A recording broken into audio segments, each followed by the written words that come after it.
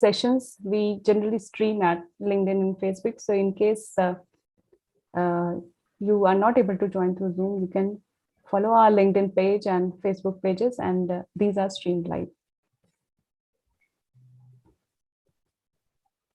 Okay. Welcome, Mr. Ahmed from Egypt.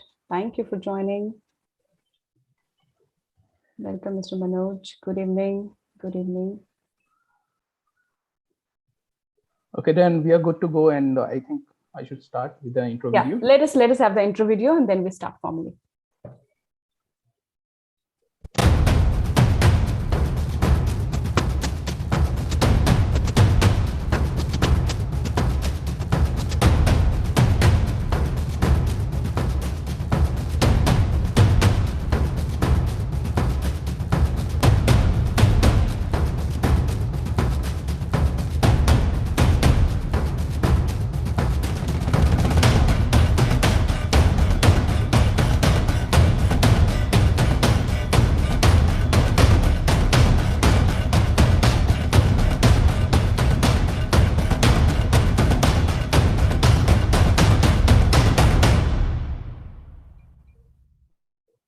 Thank you, Satish.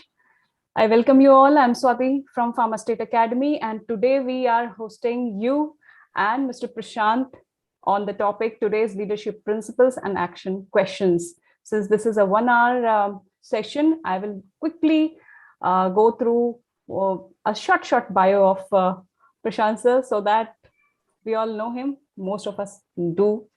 He is a leadership and strategy consultant, executive leadership and team coach. Also faculty and speaker. He has spent more than 27 years of corporate life in pharmaceutical industry, where he began his journey in frontline sales, then moved into marketing and general management for over a decade. His last 4 years of the corporate journey has been leading multicultural, multi-locational companies as their managing directors. He is also a visiting faculty at NMIMS Mumbai, one of India's top 10 management institutes. He has 3 internationally certified coaching credentials from Marshall Goldsmith Coaching, Global Coach Group, and also now with ICF credentials and standards. He is additionally a certified Grow More coach. So let us welcome Mr. Prashant, and right away I'll hand over this session to Mr. Prashant to take us through this session. Thank you so much, Swati, and thank you everyone who has chosen to spend the hour of Saturday with us. I know it's been for many a hard and a long day, so you've chosen your time, and I hope to make it worth the while. What I'm going to be spending the next 35 to 40 minutes is trying to give you a glimpse of what's really got a lot more acceleration as a leadership principle. And as you run through the slides along with me, you will get an endorsement of many things that you have been doing, but probably may not be in much quantum as compared to what it is required today. And that's where the entire gamut of the leadership etiquettes, the leadership ethics, the leadership ethos starts changing. And the best part about leadership is that there's no single formula. There's no single formula, because my style is very akin to me. The style with somebody else is very akin to someone. So there's no right or wrong here. It's all about experiences. It's all about the way you build up your entire environment, your entire context around the leadership game. So let me just start sharing my slide and get straight away into the conversation with you. So what I'm going to be doing today is, I'm trying to bring a little twist on the principles. The principles are there. The principles, you might see a few new terminologies that are coming up. You might see a few thoughts that are coming up. But what's going to be important is the one in yellow, is the one that's going to be the action question. And this is where I'm going to invite you, request you, provoke you to start thinking on those lines. Because if you would like to get your leadership act together, then this becomes a very, very integral part of your journey going forward as leaders in your organizations, in your communities, or in let's say, the countries that you represent.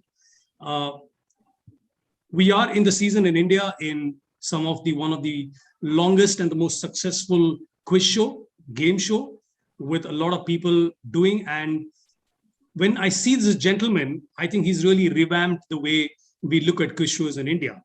And something that's very popular is, of course, an audience poll. So to set the context for the session today, I'm going to request Satish to put up an audience poll question to get a little flavor of what it is. And what does that say? What is the most important trait that you wish to see in a leader? I would like you all to put in your queries. It's aggressive, it's inspiring, it's kind, it's visionary.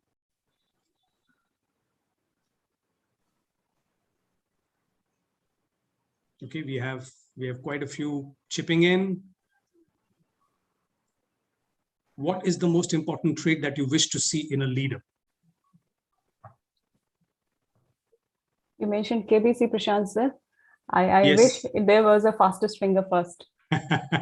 Well, there, like I said, there's never a right answer. There could be a right template, but or a popular template. And if you can look here, there is a different way for people to look at things. We got a few more participants left. I guess we have a little time to go in. For those who haven't yet answered, please do that. Okay. Well, I guess can we end the poll, Satish? Thank you so much. So the results, what come up here is inspiring is around 38% and 56% is visionary. And that's an interesting take. That's a very, very interesting take on where we are. And I'm quite sure that probably today's context gives us that visionary becomes quite important and inspiring is the next. And let's look at what a very interesting research tells us about. Okay, a research from the Forbes tells us that the ability to inspire and motivate others is the #1 competency that differentiates the poor from the good leaders. So why is it so important to be an inspirational leader? Because today, if you can really bring about a high employee engagement in the entire teams that you lead and you manage, you're going to start seeing a very, very contrasting impact in the organizations that you deal with, or the teams that you manage, or the teams that you really overlook. And what's the fallout of it? There's a very startling graphic that actually tells us about what's the impact of uninspiring leaders. Does it really have an impact? Yes, and the impact is twofold. I would like you to pay attention to a couple of data points here. The first is that if you have an uninspiring leader in your organization or in your team, or if you are one of them, then certainly the biggest impact is one on your direct reports. Your direct reports engagement starts dropping down, and not more than 23% of your direct reports actually exhibit a great engagement at work. And worst is that more than 47% of them actually think of quitting. And there goes the common parlance that people leave managers and not organizations isn't too very different from what the data actually throws up. So what we are talking about is, if you are not going to be an inspiring leader, you could be actually having a lot of impact on your direct reports. And is that all? No. The second part of this graphic, as I would like you to go through, is that you also damage your chances of getting promoted. Not more than 3% of uninspiring leaders actually stand a chance of getting promoted in an organization. And worse come to worse, the probability of their productivity being in the bottom 10 of the organization is as high as 93%. So there is no such impact of you by staying uninspired, or people who say, I don't really care about what people think about me or how people are. I'm like this. You might need to rethink looking at some certain hard data points that is up here in the open by a very, very well-conducted research. So what are we going to do today? What are we going to do over the next 35 minutes is that I'm going to get you to invite you to write down certain yes and no's as we move along certain leadership principles. I'm going to invite you to write down what are the actions that you would take on those questions that I've actually started putting up for each one. So as you go through every slide, pay attention to two important things. One is the title, because that gives you the theme, that gives you the template of what leadership principles are all about. And second is there's an action question, and there I would like you to write a yes or a no in whatever piece of paper or pen, or even on the mobile that you have. And let's see how that pans out as we end the session in the future. The first and foremost is a massive sense of customer obsession. How obsessed are we with our customers? And if you look at the graphic here, you are looking at stakeholders as an extension to the customer. I'm looking at stakeholders as a major font. You've got certain yellow or certain orange, as you see it on your screens, certain orange buttons. These are all your internal stakeholders that you talk about, your finance, your owners, your marketing, your support teams, your sales teams. And the blue buttons are the ones which are your external stakeholders. And this is where your customer journey starts. Your customers, your governments, your regulatories, your partners. Immense number of partners today have really rallied around organizations in the last number of months and years. Good leaders, the leadership principle that thought that we could stay away from customers. And in pharma, you've been hearing this for the recent past quite loudly, is patient centricity or customer centricity. How much do you start knowing what your customers and patients want? Leaders who are extremely diligent in the market start with customers and work backwards. We generally start a top-down approach, which means whatever we strategize, whatever we tacticize, we really literally look at taking that down the throat of the customers. Is that going to really work? Probably the answer is it has never worked as much. It was your far superior execution levels and high commitment levels down in the front line that actually got through those answers. So what you need to start doing is, how do you start looking at customers and start working backwards? Good leaders actually work vigorously to earn and keep the customer's trust. And that's a bond which actually settles down what relationship is all about. So while you might have an attention on competitors, but you should obsess more on your customers. And when you start obsessing, when the scale starts tilting more towards your customers, you will start seeing the impact there.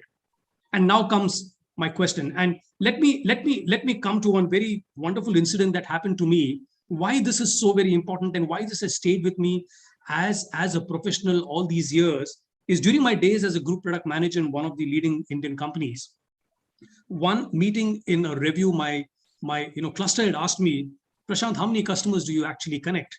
So I said, sir, I connect around a couple of customers. And what's the frequency?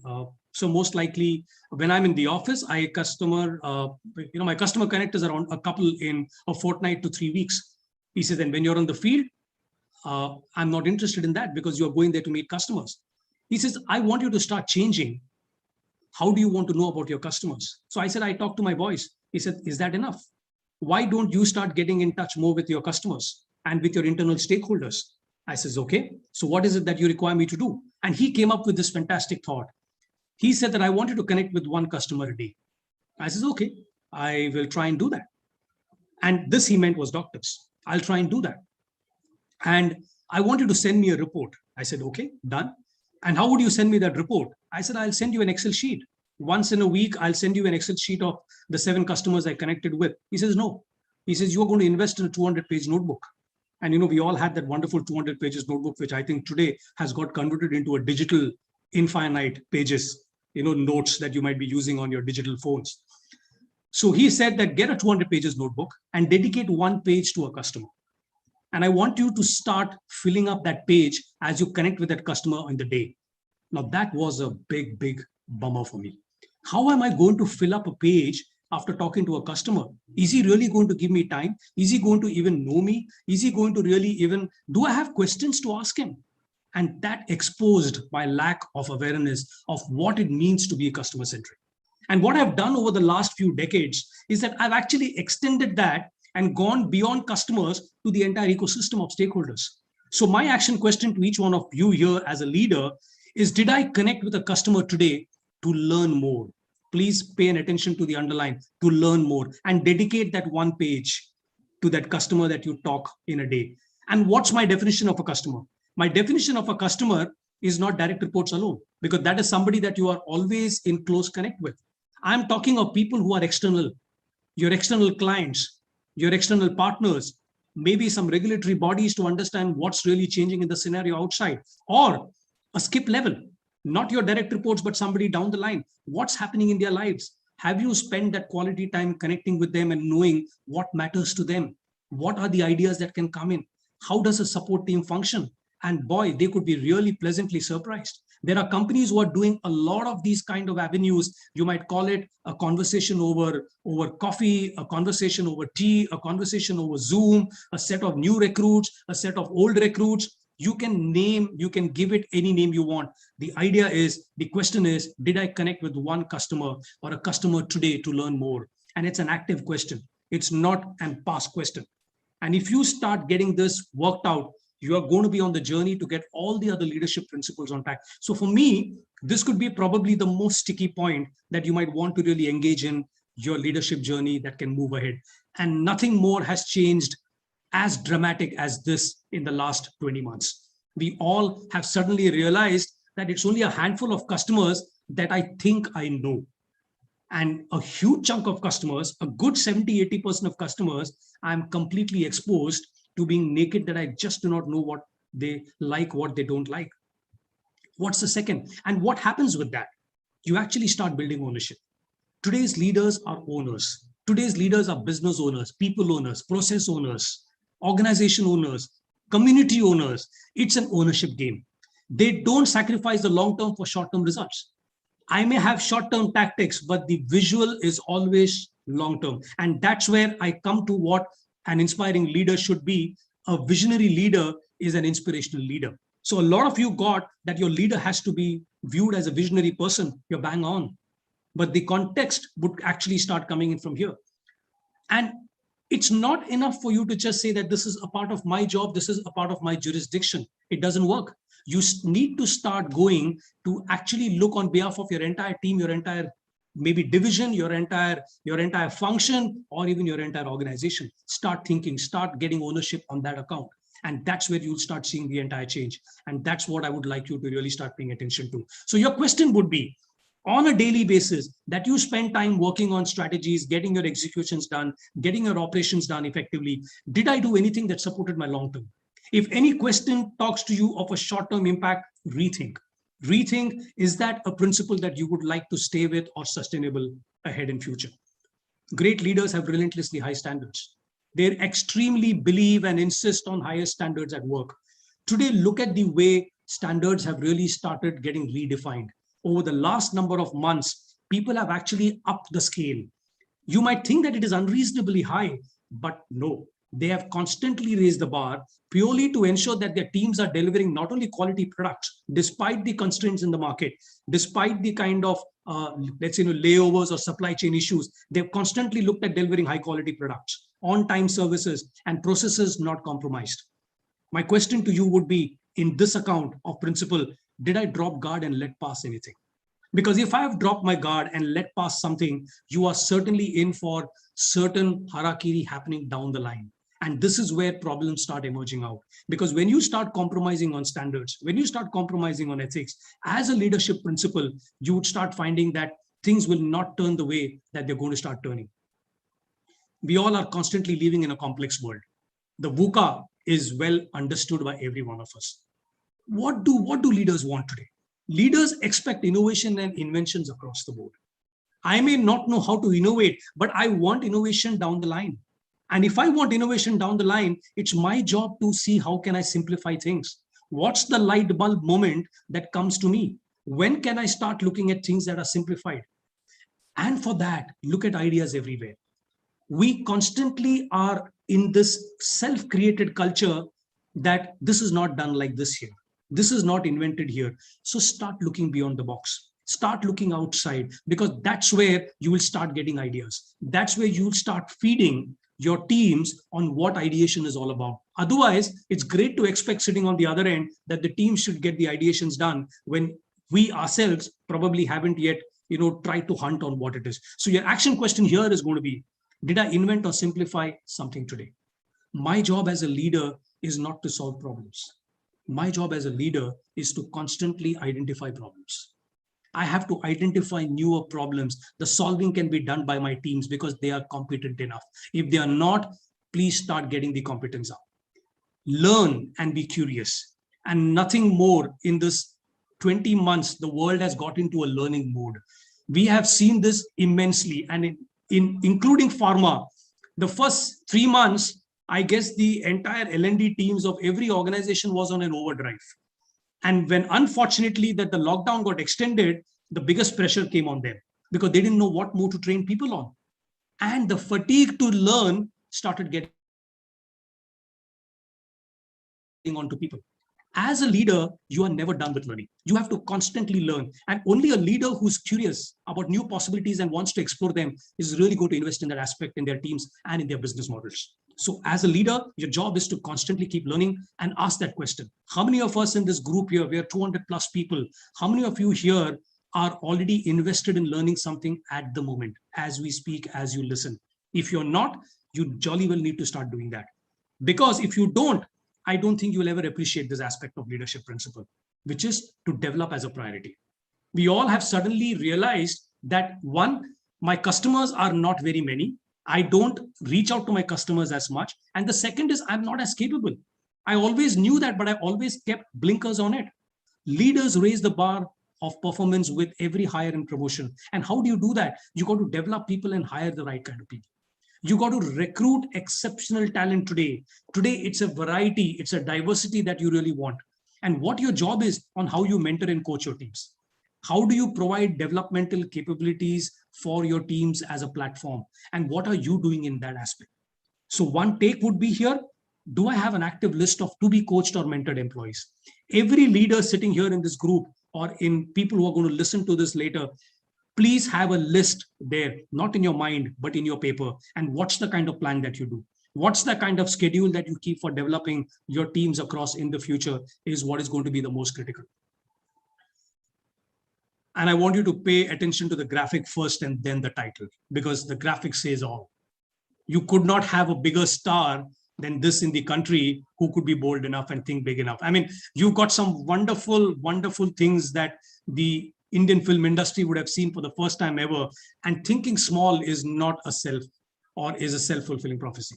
Leaders have to create and communicate a very bold outlook. You've got to be bold. You've got to be courageous.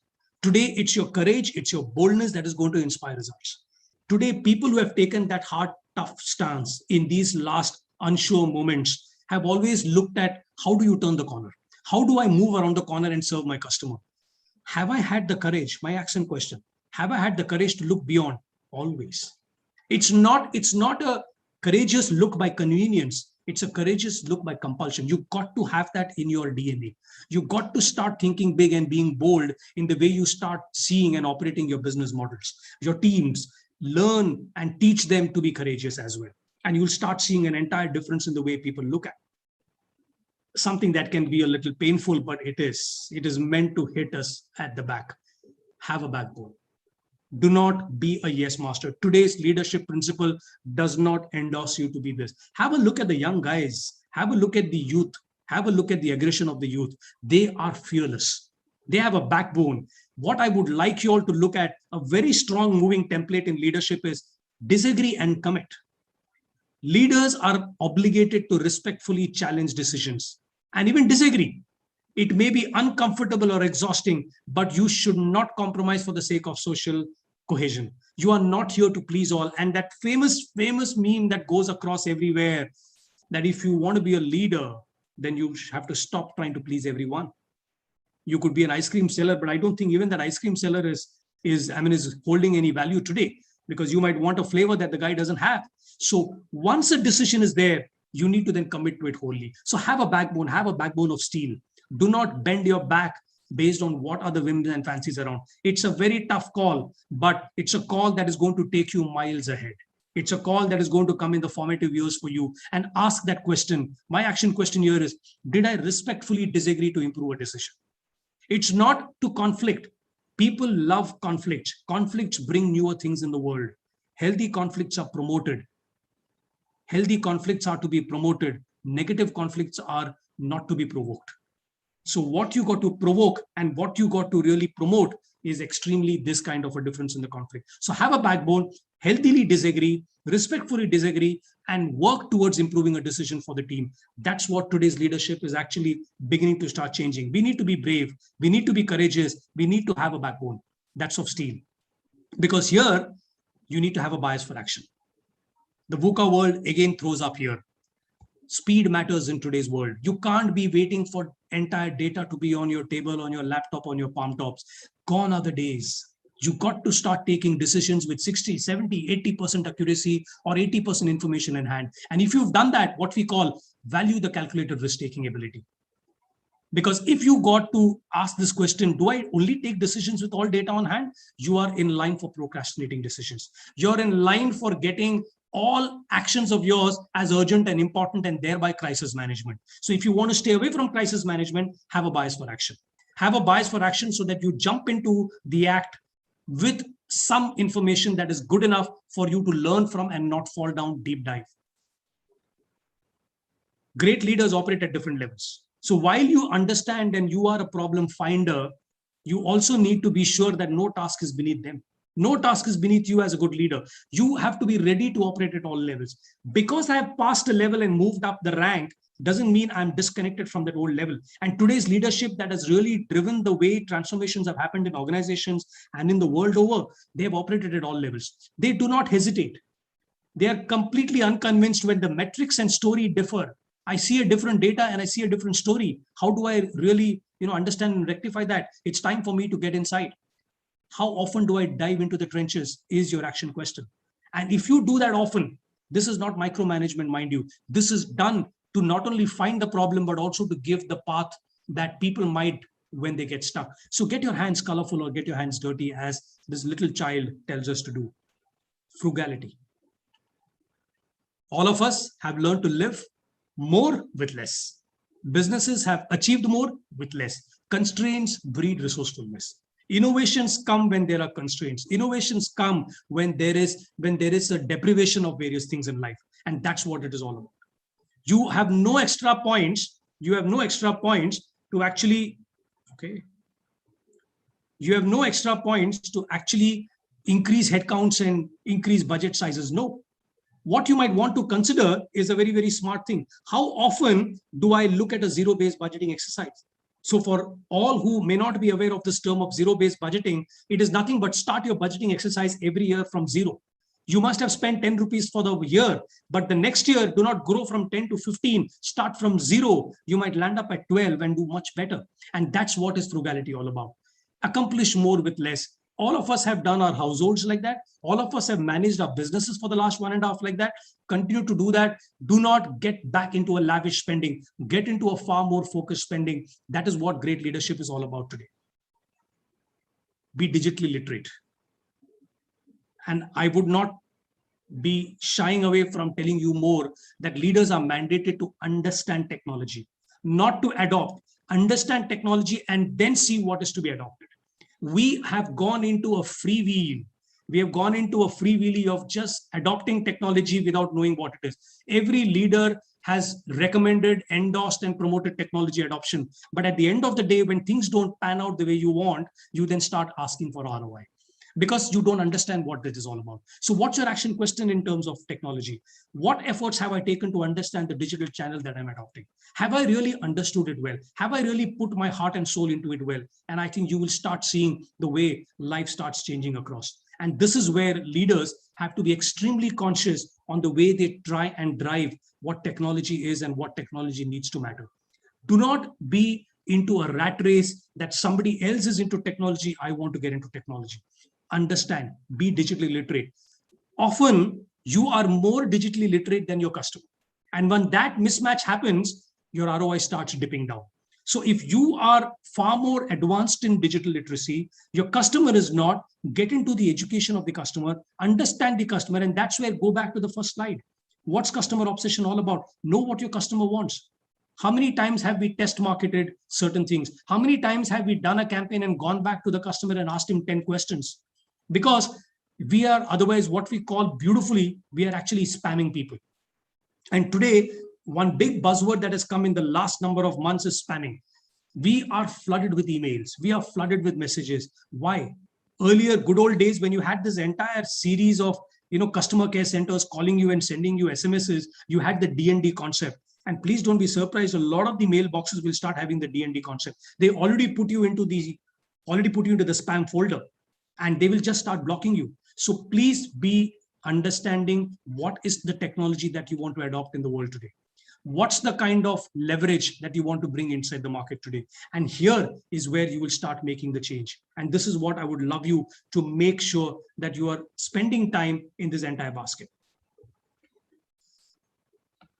Quit to win. I'm in love with this concept of quit to win. And it's a complete paradox, right? You quit and yet you win. And yes, for those who are from the film Loving Fraternity, I guess we had this famous dialogue in Bazigar years back and decades back. But what's here that's very important? Prioritization is the key to a leader's responsibility. What is important is not only knowing what to do, what is also important is what should I quit doing? What should I stop doing? We often get married to our concepts. We often get married to our ideologies. And today it's that ideology that you need to question. It's that entire concept that you beautifully conceived that you need to ask hard questions. Doing everything at once doesn't work. What are these small, attainable, thoughtful steps in your business that you can take?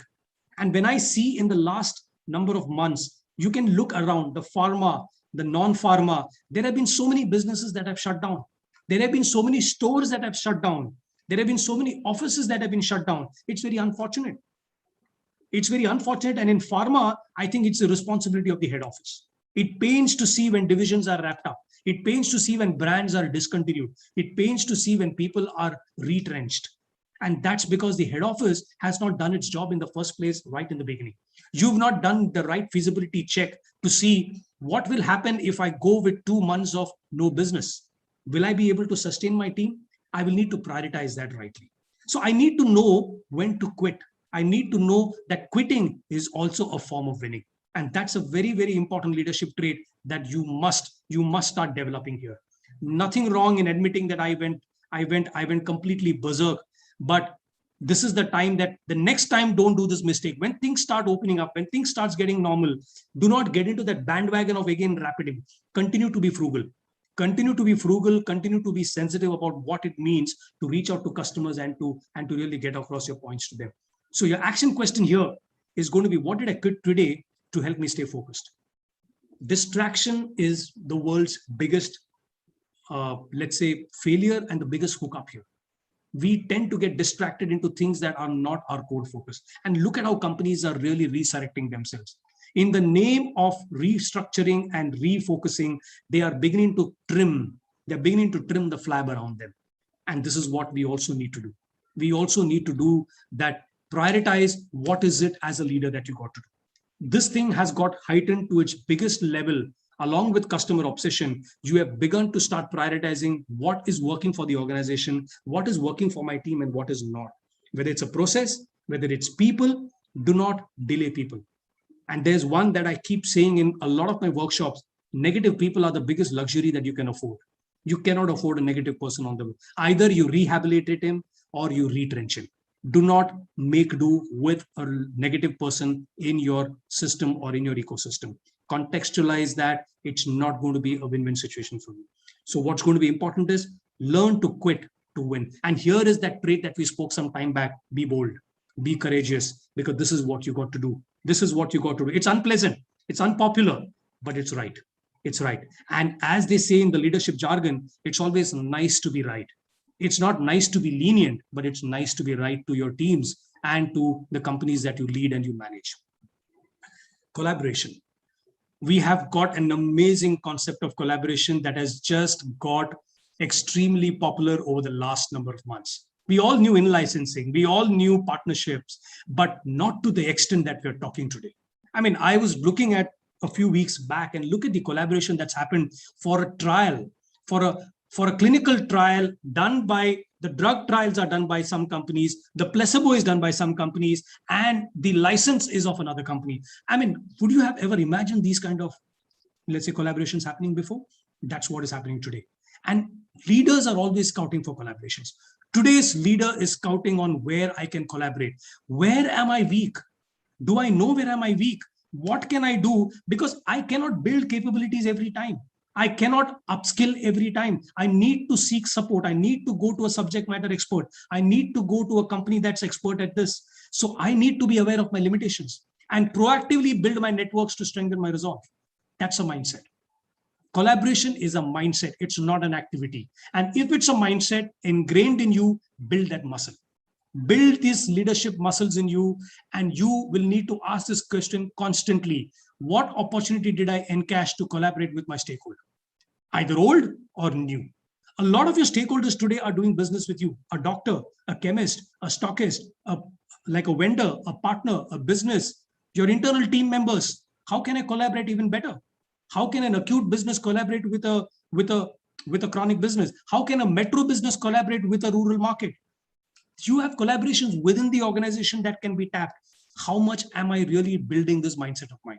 And if you build this mindset selflessly, if you build this mindset with a long-term vision, you are in for amazing, amazing balance of what all I have, I don't need to spend more. And this also has a lot of frugal mindset in it, because you're trying to make use of lesser resources but get more outputs. And this is what happens here.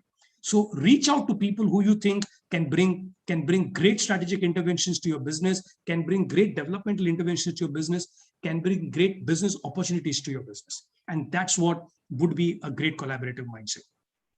Because at the end of the day, my last leadership principle is to deliver results.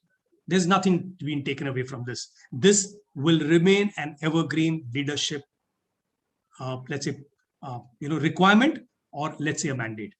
Despite the setbacks, and I'm going to read this from back, despite the setbacks, great leaders of today rise to the occasion and never compromise. Never compromise. So we are talking of long-term impacts. We are talking of right ethics in business. We are talking of empathetic to the stakeholders. You got to know your people. You got to stay connected to your customers. Leaders focus on the key inputs for their business and deliver them with the right quality and in a timely fashion. There is no tomorrow.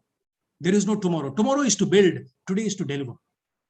You will build the tomorrow to deliver constantly today. And that's the kind of change that we want. And this question is probably the most powerful question. Did I do my best every single day? And this best every single day is for all the previous leadership principles. Whether it is to look at customers, it is to develop yourself, it is to be bold, it is to biasness in action. You are extremely uncomfortable if action is not happening at the pace that it is required. So if you want to deliver results, your question and your answer would be, did I do my best to deliver every single day? And if you are there, you are up amongst the best leaders that the industry would have seen, that your teams would have seen, and you come back to that Forbes research that I spoke to you, you are on course, or you are already an inspirational leader that your teams would love to work for you. Your team's level of engagement is high because you created that psychological safety net in your organization. You created that entire trust bond between you and your employees, where people are ready to give a discretionary effort at all points of time.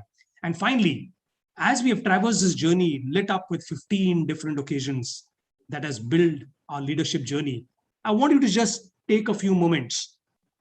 Take a few moments before my next poll from the quizmaster Satish comes up. In how many leadership principles can we strive to achieve our action question? And as I tell you back, there are two things that you have to keep in mind. The title of the question, the title and the action question, because they both are really, really in juxtapose with each other. How many leadership principles can we strive to achieve in our action question? And with this, I would want Satish to come up with the next poll on the screen.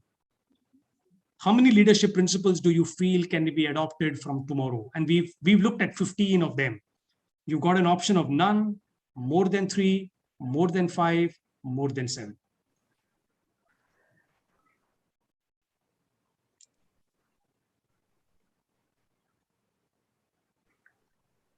Be very true, honest.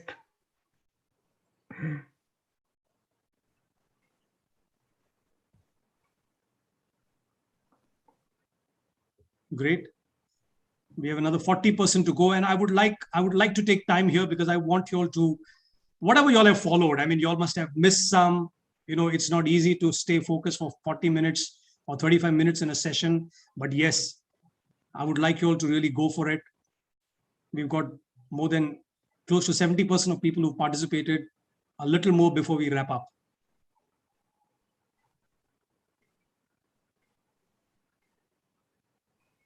This is brilliant. It's a very, very honest feedback. And I think it's a very, very practical feedback that's coming up here. True.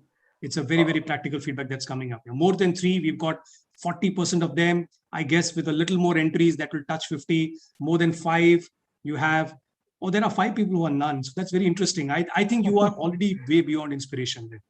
And I think I must really connect with you guys to learn a lot more leadership skills, because it's important. It's important. And it's quite possible, right? There could be more leadership principles that you have adopted and you have been successful. So I completely respect that that opinion here. Great. So we can end the poll. I think with close to 75% people participated. You've got more than 40% of them talking about, or you've got close to everybody talking about at least 3 or more can be actually done. And I guess this is a very honest let's feedback that has come from each one of you.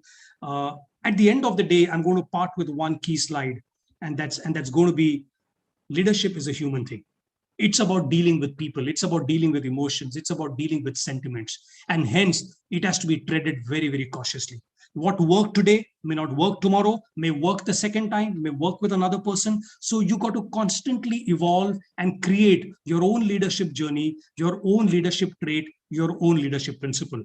What we've discussed are things that have just got accelerated, attenuated over the last number of months. And I thought sharing with you, because these are some that I do practice. I wish I could practice all the 15, but yes, I would also be honest enough that 5 or 7 of them is a daily routine for me. And I have way to go to really start, becoming good at all the others there. Thank you so much for your patient time and hearing, and, over to Swati for an open session. Thank you, Prashant, sir. That was quite a journey. That looked like a bullet train. So we would love those 15 principles. I think we will share those 15 principles in the WhatsApp group also, so that people can relate to it and they can take time and revise that, give their thoughts on the same. Thank you so much, Prashant sir, for this wonderful leadership journey. Let us open the platform for questions. I have one question. Dear sir, most of the pharma industry is very aggressive towards digital implementation for field work. How to capitalize our ability here? Well, I wouldn't have been surprised if that was not the first question. And being a digital platform, you have very strategically put that the first. So kudos to you for spotting that amongst the entire thing. Welcome, Vivek sir. Good to see you here as well.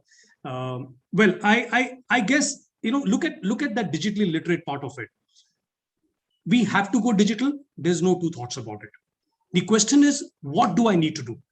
Today's digital has merely remained with very, very mundane stuff, absolutely spammable stuff. You're talking of WhatsApp, a deluge of WhatsApp messages. You're talking of emails. You're talking of certain webinars that have been hosting. As we speak, probably there will be nothing less than 100, 200 webinars that are actually there across the country that's been held for various specialties. What I would really, argue and make people go is meet your customers. Meet your customers today. They have also traveled 16 to 18 months of the digital journey along with you. You've got the right time to find out and bucket your doctors or your customers into what's the kind of digital communication channel that they would love to endorse and approach. It's a different stroke for a different folk. And I would also tell you to get that done with internal people. We sometimes have taken internal people for a great advantage that it's my team, I will do the way I want to do. That's wrong.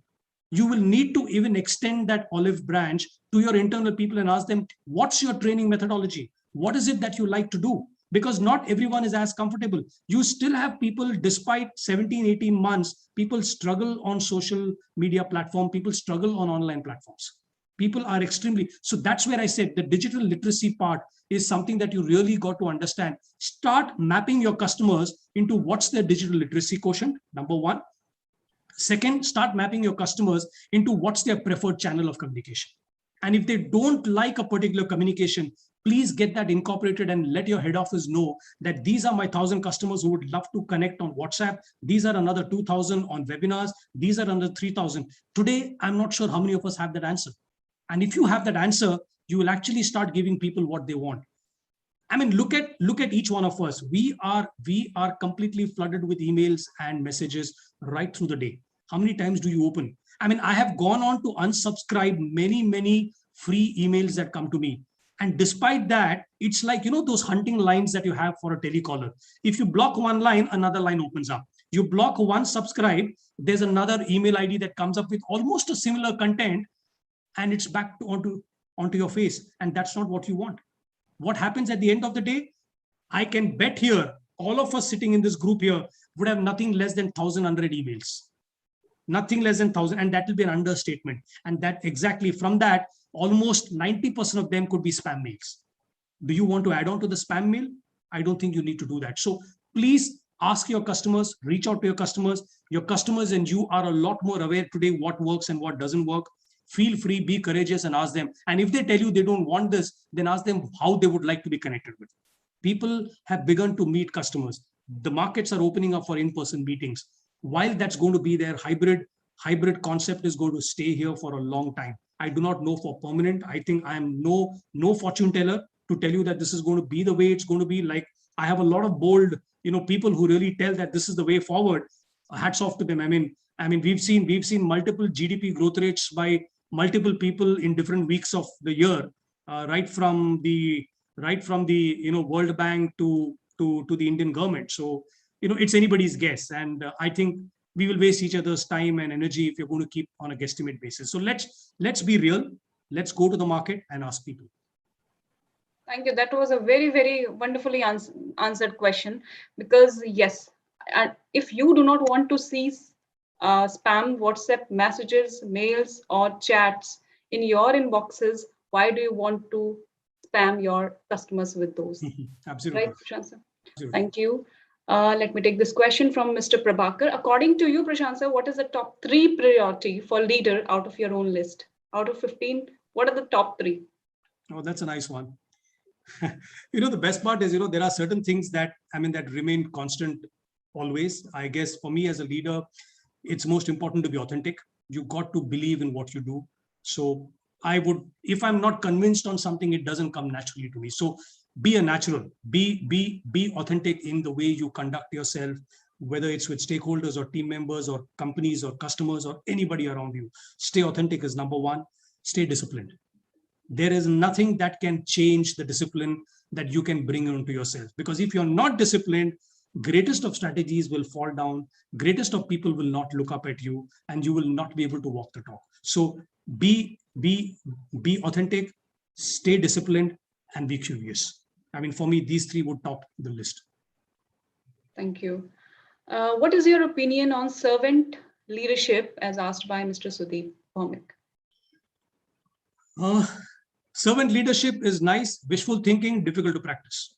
If you don't believe in serving others, you may not necessarily have title. And if you would have noticed, all of you, in this entire series of my presentation, you wouldn't have heard one jargon. I am not the guy to give you what is emotional intelligence and emotional resilience all about. Beautifully said, good to say. But at the end of the day, after attending a program, if somebody asks me, sir, what do you mean by emotional intelligence? Then I think I've done disservice to their entire presentation. So for me, servant leadership is all about how selfless you are.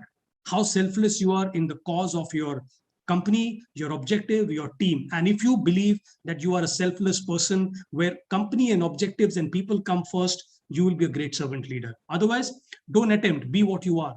Don't attempt that. It's no great shake to attempt something that you can't consistently live up to. And that's where the discipline comes up. Okay. There's a question from Mr. Tinu John. Leaders are considered to be a multitasking personality, multitaskers. Is that multitasking helping leaders to be more productive or lesser productive? Oh, nice one. I actually like this. And a few weeks back, I was listening to a podcast and I got a lot of clarity. I got a lot of clarity in my own self. Multitasking does not mean doing multiple jobs half.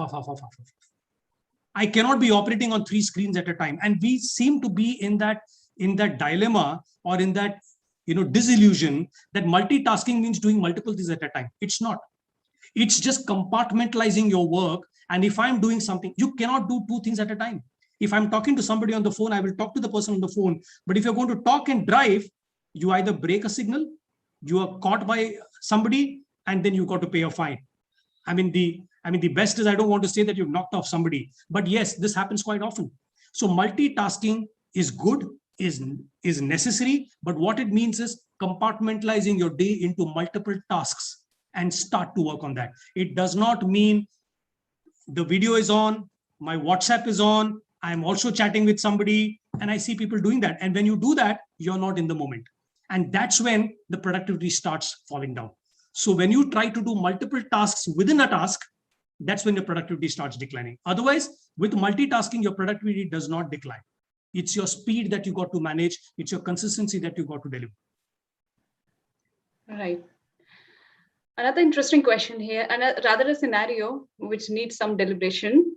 Mr. Anirban has asked, two superior bosses are at different hierarchies are trying to move organization in two different directions. How to hold the team and validate the right path? Well, Anirban, I mean, I do not know if you're the same person who I see on the screen, but a nice one, and it's a very prevailing one, right? I mean, you've got two leaders with different ideologies. Well, if the routes are different, but the ideology is the same, you can follow either. The one that you believe and you believe that you can really fall back and support more, follow that. But if the one that does not fall in niche, well, the most commonest thing to do today is to go by who's the bigger boss and to really align to what that is, because at the end of the day, the buck stops by him and he's the one who directs you. Or I would rather tell you, if you've got it, go back to slide where you've got to develop that steel spine and go up and openly tell, I need some clarification. While both of you are right in your own way, as one of the executors or one of the key stakeholders, I need to have clarity. What do we focus on? Because this is my problem, and I assume that this would be the problem of many others. So the best way would be to confront and bring a respectable discussion on the table. After that, you got to be ready to take what it takes, because it all depends on who really wins the battle there. So that tends to get a little political, but you at the end of the day walk off being more clear on what you need to do. So have a steel spine, have a backbone, open up, get into a productive conversation, and then respectfully understand where I need to start moving. You might do a favor to all the others as well. Right. It may be painful for a short time, but it is the right path. Absolutely. Nice, sir. Okay. Another quite an interesting question. When we talk about customer connect, we also understand that customers say something and do something else. This happens. They say something and they are doing exactly the opposite. Sometimes they also don't know what they want. It is only when a certain idea is presented to them, they can comment on it or use it and share their experience. Any thoughts on this? Well, I will start to get introspective first. Do I know what I want? Do I say things and do it always? And if you look back, you may not be too different. You may be very, very similar in the way you expose yourself. A lot of times I expect my team to know everything. I don't know it. My team needs all the development. I am already reached a state of euphoria, nirvana, that I don't need to be developed in the world. So when I speak to certain leaders, I get that, yeah, my team needs these developments. My team needs this development. And I think that exposes that how much you are invested in development.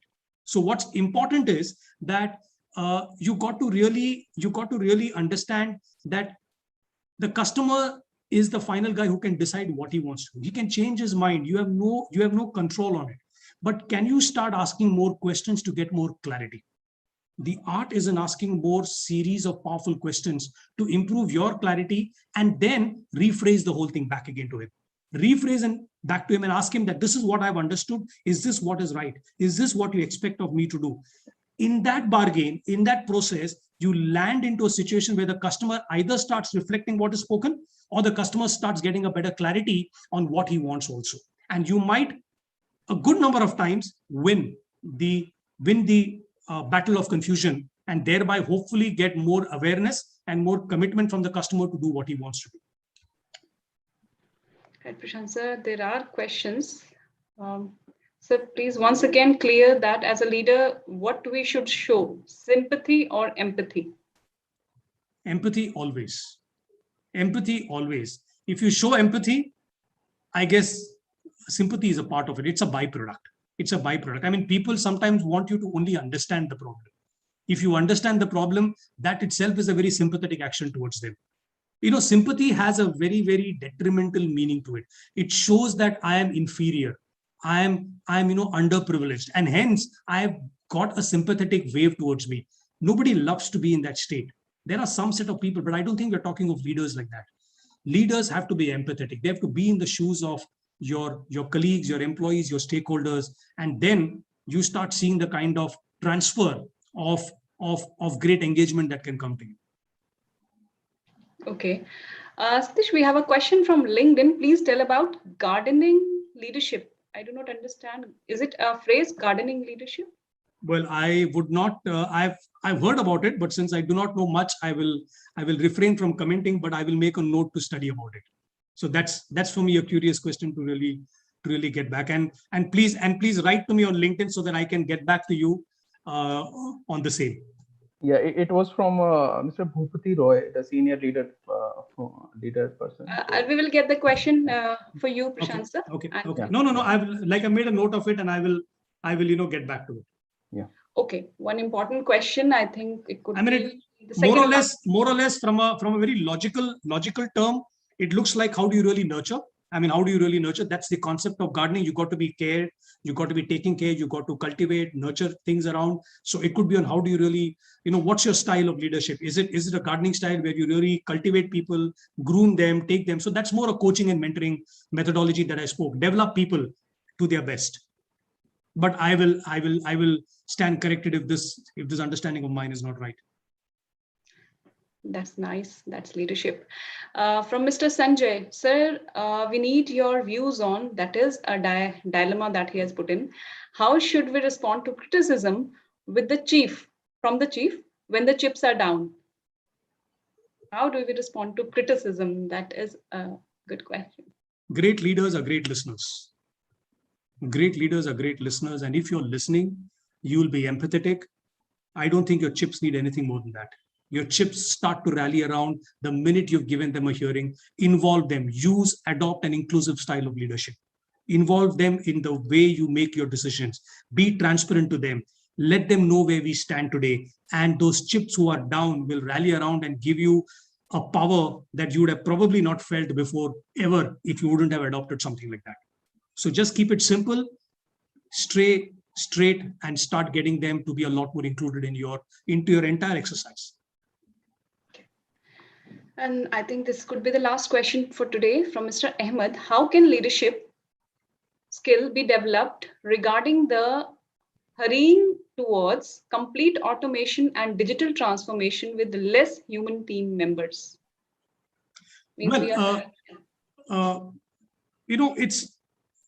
It's a technology-driven question, and let me tell you that what is going to be automated? What is going to be automated is only things that are repetitive. What's the basic concept of AI? AI is used for things that are repetitive, that are predictive, and that can minimize errors from the human side. So things that fall into that category, only those will start falling into a completely automation world. Because even to manage those robots, you have a couple of humans sitting in a plant or sitting in a warehouse. Because today, if you look at certain modern warehouses, including pharmaceutical warehouses or any other warehouses, there are robots that actually go and pick up the stocks and get it back to you in the forefront. How do they do that? Because they are programmed. It's a repetitive task. Anything that requires emotions, anything that requires a lot more sentiments to be around it, does not or will not be automated. They will continue to be in the realms of the human interface.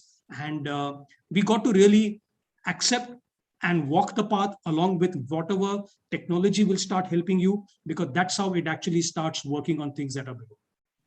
Basically, we need to upskill. And we read, I think Satish was very, very active related to an article that appeared, Prashant sir. People were very worried about automations, digitalization, jobs going from their hands. But actually, it's the other way around. A lot of jobs being created, but only thing is you need skills. You need different sort of skills now as automations have started, or you may say AI is coming in. Absolutely. So that we will do a session on this thing also. People are apprehensive about it, but we all need to skill up. That is what PharmaState Academy also says every time, you have to skill up. One last question, because it is quite relevant for current scenario. Dictatorial leadership sometimes work. Dictatorial leadership. Do you think it's applicable in today's scenario, or is it obsolete? Well, nothing is obsolete. Nothing is obsolete. If you think that dictatorial leadership is obsolete, I think you're fooling ourselves. There are certain moments that you need to choose when to use it. when do you want to use it? For example, if your teams are not up to the mark, if your teams are not capable enough, if your teams are very mediocre, you might need to adopt a dictatorial. Rather than calling it dictatorial, let's call it directive. Let's call it a directive style of leadership, because you are telling people what is to be done. You're telling them what is the way to do it. And when you talk about dictatorial, it works once or twice. It's like, making leadership or managing people with an environment of threat around, with an environment of fear around. That doesn't hold good in the long run. You can do that to a very small subset of people. And that's where I came to one comment earlier on. Negative people are a luxury that you can't afford. You generally tend to start becoming dictatorial on people who are sluggish, who are negative. Then I think you, rather than being dictatorial, either revamp them, rehabilitate them, or just get rid of them. Do not waste energies in trying to bring this thing into the act. It's just going to be wasteful. It's going to be time consuming. It's going to be mentally stressing. Thank you. Thank you, Prashant sir. We have to close now as we have already exceeded the time, or rather on time. Just for the enthusiastic participants who participated in the quiz, we have the winners. You will receive the certificates.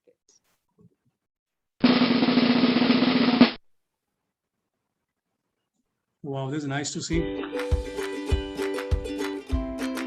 So the quiz winners, rank 1, Pranalini Jain, rank 2, 𝗘𝗱𝘂𝗰𝘁cie, and rank 3 for Mr. Akhilesh. You will receive your certificates of winning this leadership scenarios quiz.